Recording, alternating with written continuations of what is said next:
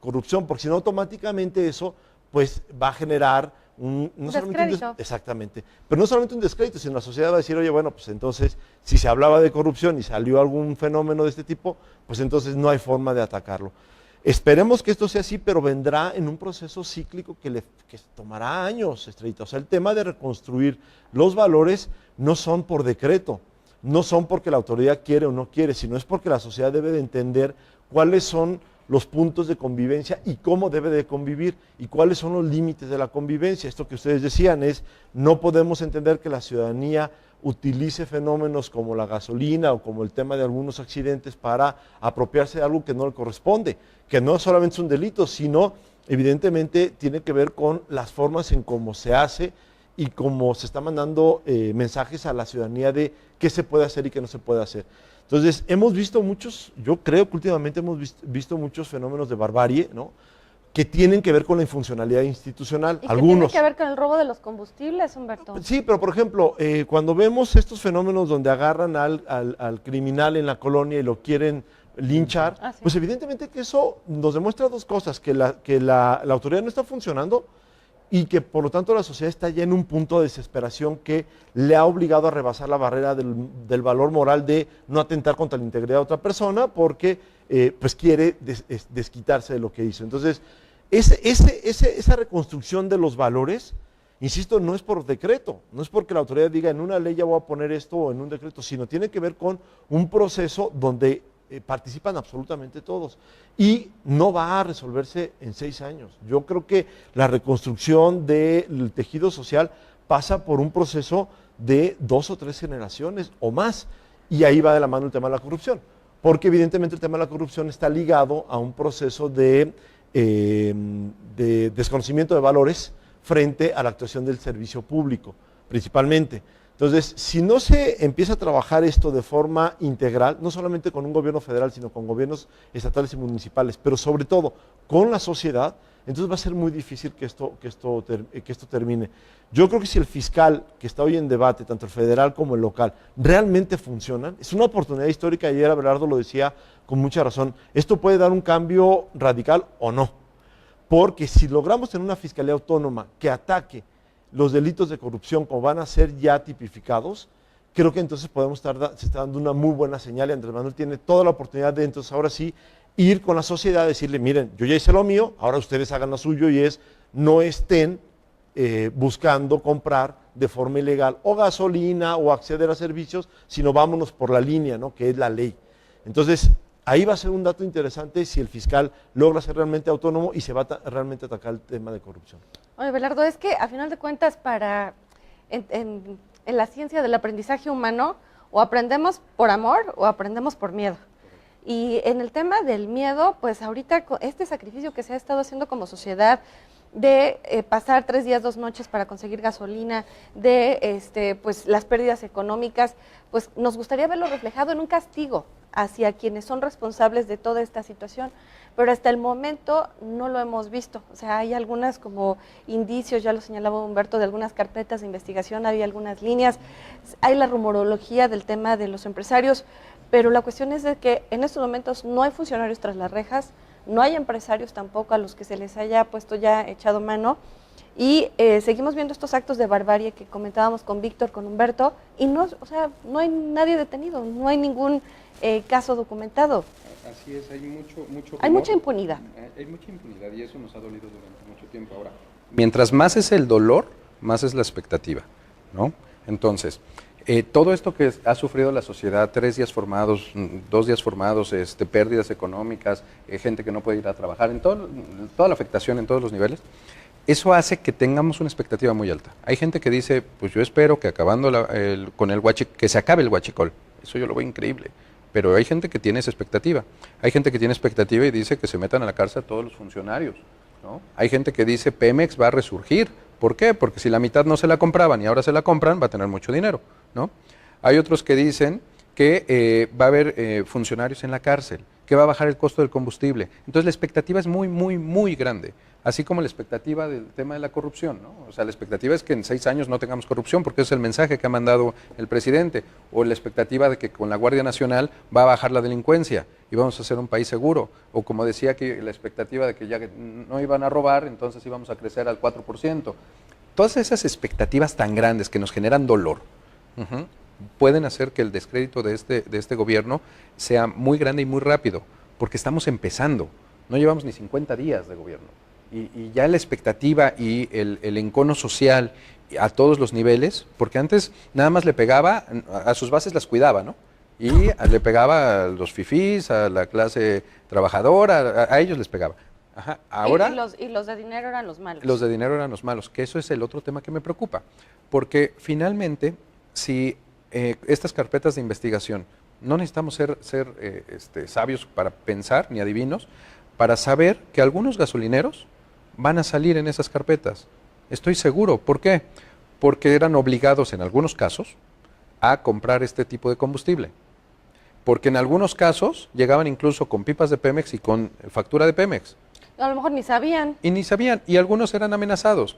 Entonces, yo creo que es irresponsable salir y decir que hay 1,700 investigaciones y que hay 700 implicados y que van a actuar contra ellos, porque si sale el gobierno federal a decir fulano, sutano y mengano estaban robando y tienen transferencias de miles de millones, que se cuide, que se castigue el tema del lavado de dinero, porque finalmente si te obligan a comprar, eso pues tendrás que tener una defensa, pero si el lavado de dinero, eso sí se tiene que castigar, porque ese es dinero que no estaba entrando y que no estaba en la compulsa.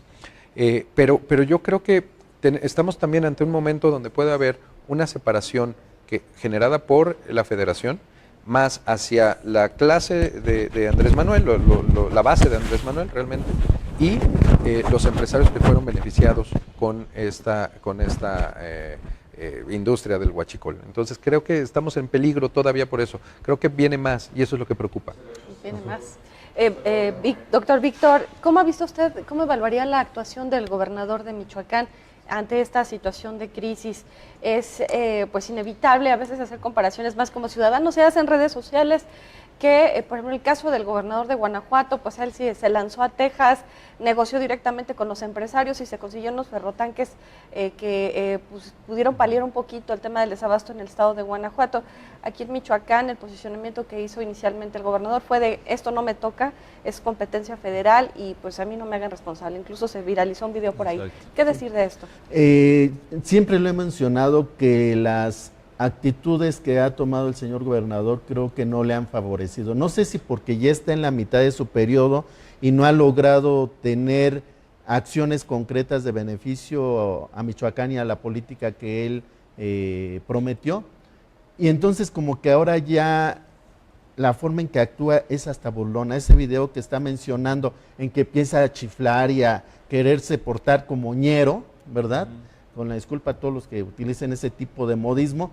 Creo que no le toca a un gobernador hacer esos enunciamientos, que primero con el magisterio que iba a emprender una marcha para ver lo de sus pagos, y ahora con esta pregunta que le hacen qué va a hacer, con esa forma despectiva hacia la prensa y irse chiflando y que no le corresponde, que es a la parte federal, me parece que no es adecuado, y no hacer un enunciamiento que iba a ser hasta un plantón si no había gasolina, que le explicaran que había mandado una carta que merecía respeto, cuando él exige respeto y les llama funcionarios de quinta.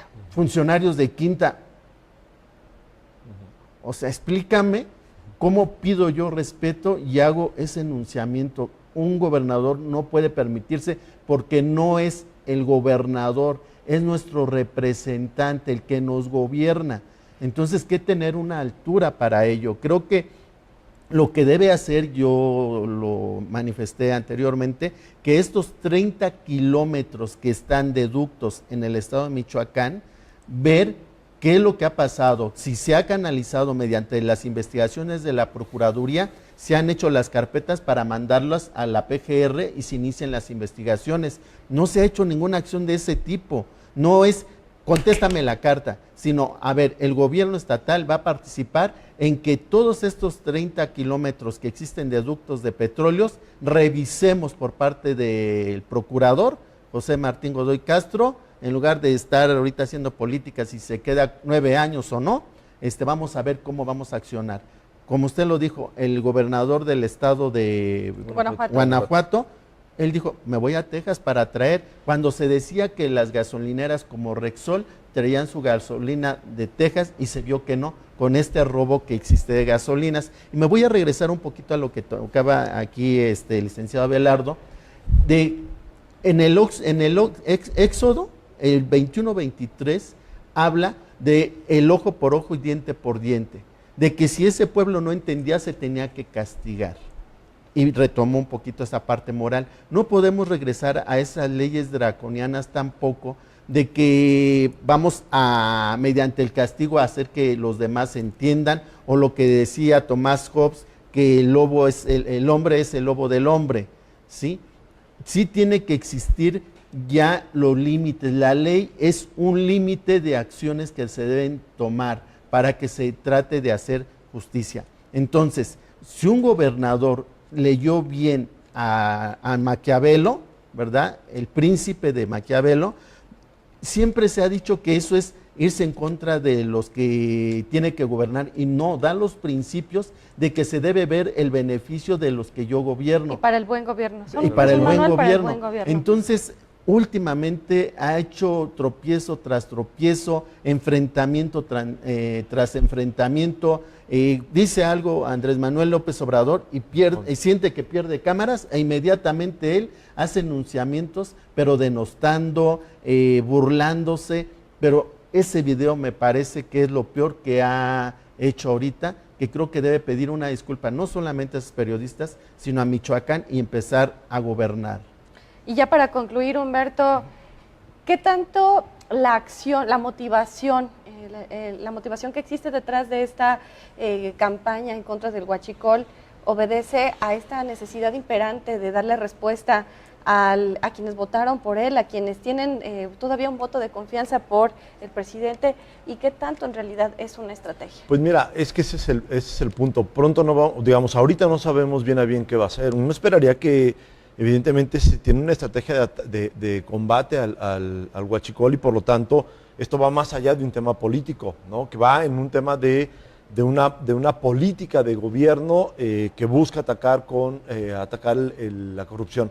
Uno esperaría que sea así, pero esto no lo puedes medir ahorita. Ahorita, yo siempre lo he dicho, la ausencia de elementos de información por parte de la autoridad, que en este caso sería Pemex, está generando estos vacíos que permiten este debate de si se está queriendo utilizar de forma política a favor o en contra el tema del huachicol. Entonces, yo creo que hay que esperar a que esto termine, se tiene que hacer un cierre de caja en algunos meses, no solamente donde se diga cuáles fueron los efectos jurídicos y de responsabilidad, inclusive los propios económicos, sino también hacia dónde se quiere ir ahora y cómo se va a realizar el trabajo por parte de Pemex, sino también que se pueda, y por lo tanto, ahí se podrá hacer la evaluación de si fue una estrategia de gobierno o si simplemente fue un tema digamos, de aprovechamiento político por parte de grupos que están a favor o en contra de Andrés Manuel, del presidente de la República, y que por lo tanto esto se utilizó solamente con estos elementos.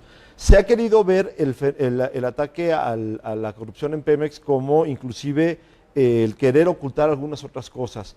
Insisto, esto no lo vamos a saber a ciencia cierta hasta después de meses o quizás años, no sabemos bien a bien el alcance del efecto. Lo que sí creo que vale la pena es que la sociedad no se le olvide esto una vez que tenga acceso a la gasolina. O sea, una vez que se restablezca el servicio ordinario, tenemos que seguir con la atención ciudadana en qué pasó y en qué acabó. Y esto no va a ser rápido, insisto, porque un proceso judicial tarda ni siquiera un año. O sea, iniciar las carpetas de investigación te pueden tardar meses. Luego, que se vaya a juez te van años. Esa perspectiva entonces esa temporalidad nos hace que se olvide y entonces saldrá otro fenómeno y por lo tanto olvidaremos qué pasó con los responsables. Yo creo que la ciudadanía debe de reposicionarse. La elección le dio la oportunidad de reposicionarse, el gobierno le está dando la oportunidad de reposicionarse a la sociedad para ser una sociedad más activa y creo que ahora falta el seguimiento de los casos que se estén presentando en el día al día. Entonces, vamos a ver con el tiempo esto ahorita. Yo creo que ahorita la especulación no ayuda. Lamento que Pemex no haya implementado una política de comunicación directa y que con eso matizara muchísimo estos espacios de incertidumbre que no solamente generan la oportunidad para atacar al gobierno federal o para apoyarlo, como sea, sino para que la ciudadanía se sienta en desventaja frente a un problema que no sabe de qué dimensión es. Y no hablo del fenómeno de corrupción, porque lo que le interesa a la ciudadanía es tener gasolina. Ese es el primer problema que creo que se debe de cuidar de forma inmediata y es donde esperaría que se replantee, insisto, por parte del gobierno federal la estrategia de cómo va a abastecer y cómo va a informar el desabasto. Muy bien, pues yo quiero agradecerles muchísimo que hayan estado esta mañana aquí en el estudio. Muchas gracias. Gracias. Abelardo Pérez, te lo agradecemos de verdad. Víctor Gracias. Gutiérrez y Humberto Urquiza. Gracias de verdad. Y bueno, pues esta es su casa, los esperamos muy pronto por aquí. Muchas gracias. Buen fin de semana. Nosotros nos movemos a otro pequeño corte comercial. Continúe con nosotros, enseguida regresamos.